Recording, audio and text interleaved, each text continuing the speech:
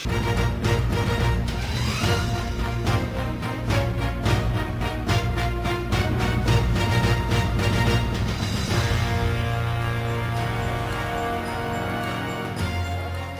ধানের বাম্পার ফলন হলেও কৃষকরা দাম নিয়ে শঙ্কায় পড়েছেন। অনেক অঞ্চলে উৎপাদন খরচের চেয়ে কম দাম কৃষকরা পড়েছেন বিপক্ষে। তাই ধান বেচা কেনার মৌসুম পুরোদমে শুরুর আগেই সরাসরি চাল কেনার কথা বলছে কৃষকরা।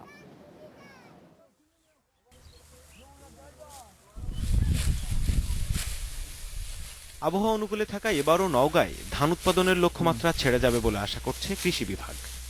আমরা আশা করছি এবছর নওগাঁ জেলায় ৬ লক্ষ মেট্রিক টন চাউল উৎপাদিত হবে।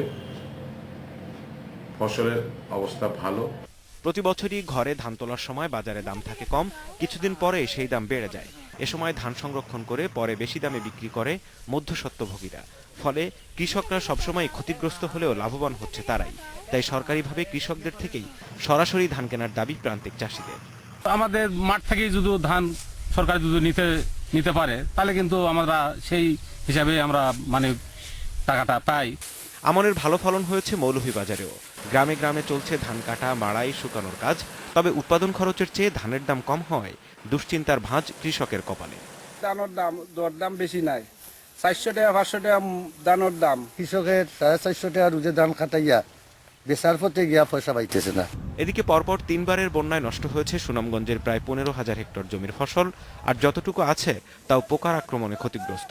কীটনাশক ব্যবহারেও লাভ হচ্ছে না, তাই ফলন বিপর্যয়ের আশঙ্কা কৃষকের। আমরা এই এলাকাতে এই যে ধান খেত আছে এগুলা ফুকে সব খাইয়া শেষ, কিন্তু এই ঔষধ দেয়, বিষ দেয়, সার দেয়, কোনো কিছু খাম দেয় না। এসব কারণে জেলায় রোপা আমনের উৎপাদন লক্ষ্য পূরণ না হওয়ার আশঙ্কা স্থানীয় কৃষি বিভাগের। Zahidul Bashar, Independent news.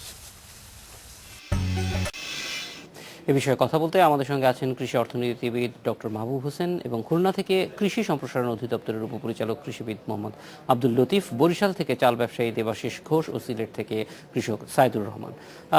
Doctor Mahbub Hossain, আপনার কাছে আসবো। আমরা একটু প্রথমেই যেতে চাই সিলেটে। জনাব সাইদুর রহমান, এইবার কিরকম ফলন হয়েছে এবং তার দাম কেমন পাচ্ছেন আপনি? এবছর স্যার আমাদের ফসল আল্লাহর রহমতে খুবই ভালো হয়েছে। উৎপাদনের সঙ্গে দাম কিরকম মনে করছেন? খরচ উঠছে আপনার? উৎপাদন খরচটা স্যার বেশি, বাজার মূল্য স্যার অনেক কম। আমাদের এই জায়গায় স্যার প্রতিমন ধান বিক্রি হইতেছে 500 টাকা, কিন্তু কৃষকের উৎপাদন খরচ, আমাদের উৎপাদন খরচ স্যার 750 টাকার মতো প্রতিমন।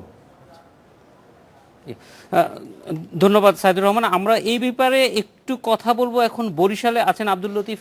জনাব আব্দুল লতিফ, আপনি কি মনে করেন যে কৃষকরা যে উৎপাদন করছে এটার জন্য উৎপাদন খরচ অনেক বেশি পড়ছে, যেটা বাজারের চাইতে বেশি?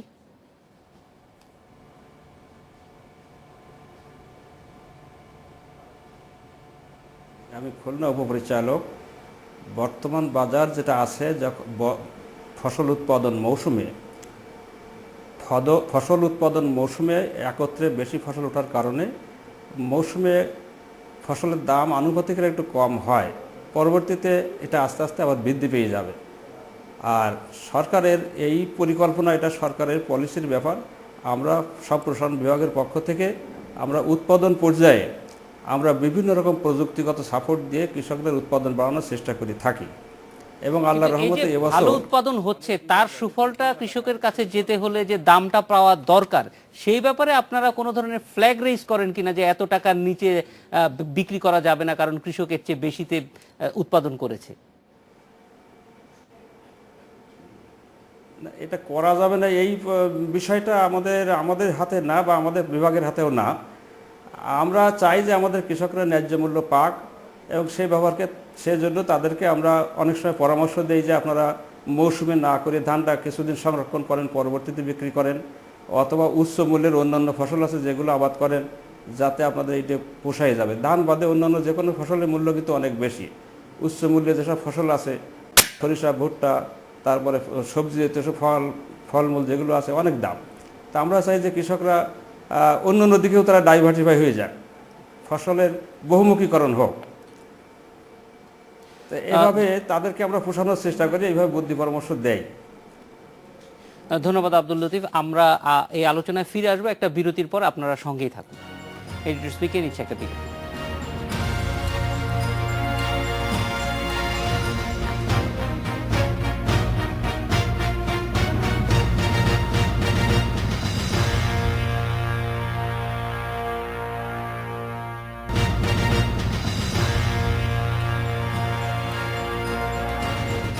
ধানের মূল্য নিয়ে কথা বলছিলাম, চলে যাচ্ছি বরিশালে, সেখানে আছেন ব্যবসায়ী দেবাশিস ঘোষ। দেবাশিস, আমরা একটু জানতে চাই যে আসলে মূল্যটা কিসের উপরে নির্ভর করে নির্ধারিত হয়?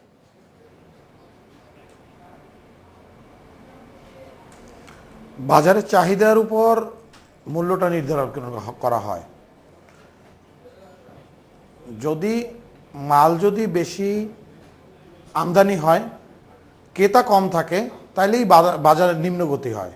আর যদি মাল আমদানি কম হয়, ক্রেতা বেশি থাকে, তাইলেই মূল্য বৃদ্ধি হয়।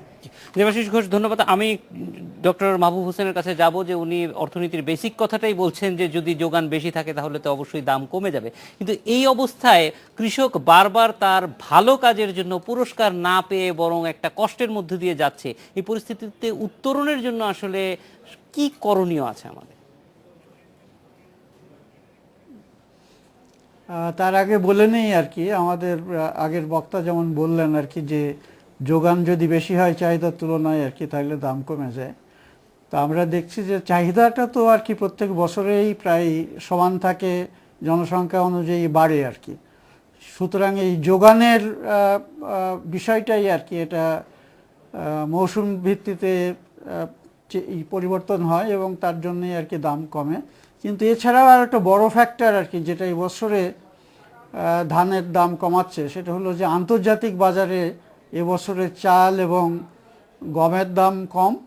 আর তাছাড়া এবারে তেলের দাম কম থাকার জন্য বিভিন্ন দেশে যারা চাল রপ্তানি করে তাদের সারের দাম কম, এবং তার ফলে ওই সমস্ত দেশে কিন্তু উৎপাদন খরচ কম হয়েছে। আমাদের দেশে উৎপাদন খরচ অতটা কমে নাই, কারণ সরকার সাধারণত সার এবং তেলের দাম আর কি ফিক্সডই রাখছে আর কি, আন্তর্জাতিক বাজারের সঙ্গে আর কি তার কোনো সম্পর্ক আমরা দেখছি না। তার ফলে উৎপাদন খরচটা কিছুটা বেশি অন্য দেশের তুলনায় বলতে গেলে।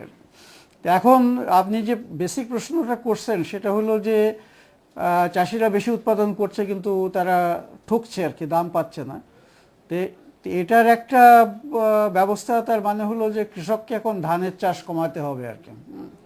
ধানের চাষ না কমালে আগে যেমন আর কি যতটা ধানের চাষ করছে, এখন কিন্তু চালের চাহিদাও কিছুটা কমছে। আমাদের অর্থনৈতিক উন্নতির জন্য লোকজন এখন ভাত কম খেয়ে শাকসবজি, আপনার মাছ মাংস ইত্যাদি এগুলোর দিকে কিন্তু ঝুঁকছে।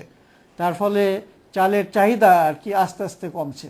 তো এইগুলো আমাদের মাথায় রেখে আর কি কৃষককেও অ্যাডভাইস দিতে হবে, যেন আমরা ধানে আগে যতটা জমি আর কি ধানের চাষে যেত, তো সেটা যেন একটু কমিয়ে তারা যে সমস্ত অর্থনৈতিকভাবে লাভজনক ফসল আছে সে সমস্ত ফসলের চাষ বেশি করে।